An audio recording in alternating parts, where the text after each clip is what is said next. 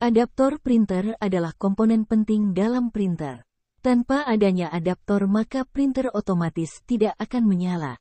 Adaptor berfungsi sebagai alat penyearah arus dari AC ke DC. Adaptor printer ini juga berbeda-beda untuk tiap merek printer dan jenisnya.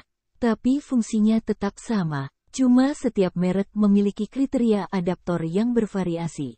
Perbedaan adaptor printer dapat dilihat dari segi bentuk, arus tegangan, dan juga konektor untuk ke mainboard printer.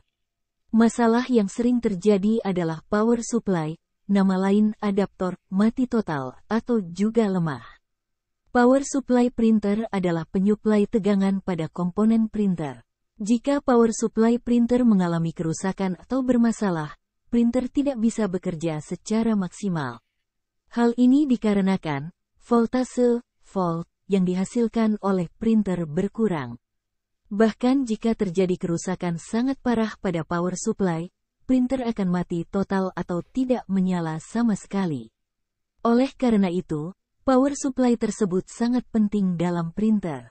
Salah satu yang mempengaruhi umur atau daya tahan daripada adaptor adalah terlalu lama pemakaian.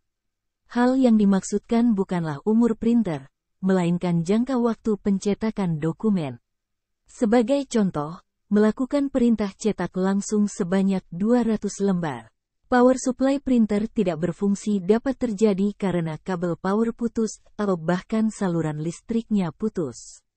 Selain itu, kemungkinan lain yang juga bisa terjadi yaitu power supply mengalami kerusakan, bisa drop, nyala sebentar terus mati, dan bisa mati total. Power supply printer yang drop dapat dicermati dari tanda-tanda yang muncul seperti printer sering susah dinyalakan, USB port menjadi tidak berfungsi, kadang-kadang printer blinking sendiri, dan juga bisa memberikan tanda printer menyala tetapi tidak ada respon ketika diberikan perintah untuk print. Power supply adalah sumber tenaga yang digunakan oleh printer. Hal ini berarti bila sumber tegangan dari power supply tidak ada maka printer tidak akan menyala. Beberapa ciri-ciri power supply mengalami kerusakan yaitu printer sering blinking sendiri.